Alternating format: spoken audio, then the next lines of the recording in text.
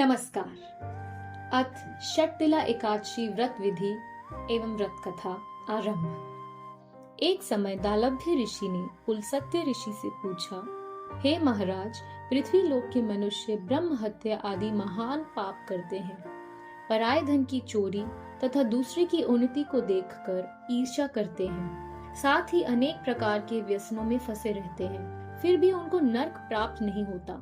इसका क्या कारण है? वह न जाने कौन सा दान पुण्य करते हैं जिससे उनके पाप नष्ट हो जाते हैं। यह सब कृपा पूर्वक आप कहिए। पुलस्त्य ऋषि कहने लगे, हे महाभागे, आपने मुझसे अत्यंत गंभीर प्रश्न पूछा है। इससे संसार के जीवों का अत्यंत भला होगा। मैं आपको यह गुप्त तत्व अवश्य बताऊंगा। माघ मास के लगते ही मनुष्य को स्नान आदि करके शुद्ध रहना चाहिए और इंद्रियों को वश में करके तथा काम, क्रोध, लोभ, मोह, अंधकार, अहंकार, ईर्ष्या और द्वेष आदि का त्याग कर भगवान का स्मरण करना चाहिए। पुष्य नक्षत्र में गोबर, कपास, तिल मिलाकर उनके कंडे बनाने चाहिए। उन कंडों से 108 बार आहुति देकर हवन करना चाहिए और उस दिन मूल नक्षत्र और एकादशी तिथि है तो अच्छे पुण्य देने वाले नियमों को ग्रहण करें। स्नान आदि नित्य क्रिया से निवृत्त होकर सब देवताओं के देव श्री भगवान का पूजन कर और एकादशी का व्रत धारण करके रात्रि भर जागरण करना चाहिए। उसके दूसरे दिन धूप, दीप, नैवेद्य आदि से भगवान का पूजन करके खिचड़ी का भोग लगावें। तत्पश्चात पेठा, नारियल, सीताफल या सुपारी सहित अर्घ देकर स्तुति करनी चाहिए। भगवान, आप दीनों को शरण देने वाले हैं, इस संसार सागर में फंसे हुओं का उद्धार करने वाले हैं। हे पुंडरीकाक्ष, हे विश्वभावन, हे सुब्रमण्यन, हे पूर्वज, हे जगतपते, आप लक्ष्मी सहित इस तुच्छ अर्घ को ग्रहण करें। इसके पश्चात जल से भरा हुआ कुंभ यानी घड़ा ब्राह्मण को दान करें तथा ब्राह्मण को व्याम गौ और तिल पात्र देना भी उत्तम है। तिल का स्नान और तिल का भोजन दोनों ही श्रेष्ठ है। इस प्रकार जो मनुष्य जितने तिलों का दान करता है उतने ही 1000 वर्ष स्वर्ग में वास करता है। तिल स्नान, तिल का उपटन, तिल का हवन, तिल का तर्पण, तिल का भोजन, तिलों का दान, यह तिल के 6 प्रकार के प्रयोग होने के कारण यह षटतिला एकादशी कहलाती है। इस व्रत के करने से अनेक प्रकार के पाप नष्ट हो जाते हैं। इतनी कथा कहकर पुलस्त्य ऋषि कहने लगे कि अब मैं इस षटतिला एकादशी की कथा तुमसे कहता हूँ। एक समय नारद जी ने भगवान विष्णु से यही प्रश्न किया तो भगवान ने षटतिला एकादशी का महात्म नारद जी को सुनाया। सो मैं तुमसे कहता हूँ। नारद जी कहने लगे, हे भगवान, षटतिला एकादशी का क्या पुण्य होता है और इसकी क्या कथा है, सो मुझसे कहिए।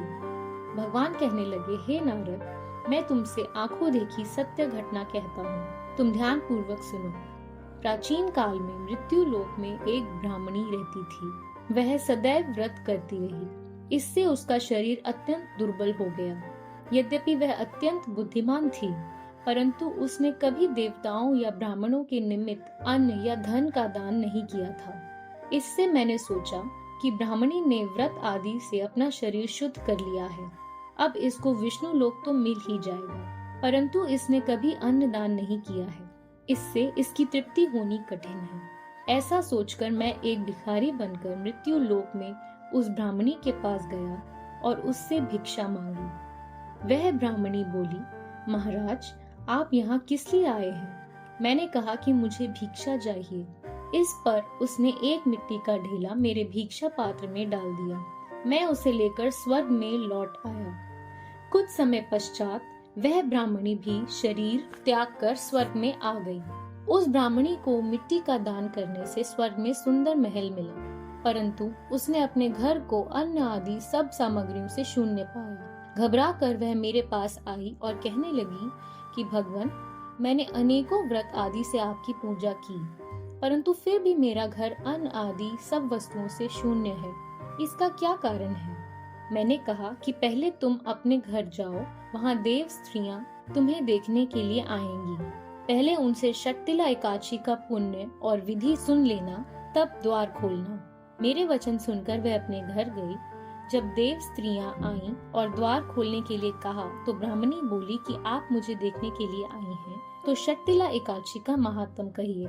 उनमें से एक देवी स्त्री कहने लगी कि मैं कहती हूँ। जब ब्राह्मणी ने षटतिला एकादशी का महात्म सुन लिया तब उसने द्वार खोला। देवांगनाओं ने उसको देखा कि न तो वह गांधारवी है और न असुरी है, वरन पहले जैसी मानुषी है। उस ब्राह्मणी ने भी उनके कथनानुसार षटतिला एकादशी का व्रत किया। इसके प्रभाव से वह सुंदर और रूपवती हो गई तथा उसका घर अन्न आदि समस्त सामग्रियों से युक्त हो गया। अतः मनुष्य को मूर्खता त्याग कर षटतिला एकादशी का व्रत और लोभ न कर तिल आदि का दान करना चाहिए। इससे दुर्भाग्य, दरिद्रता तथा अनेक कष्ट दूर होकर उसको मोक्ष की प्राप्ति होती है। इति श्री षटतिला एकादशी महात्म संपूर्ण।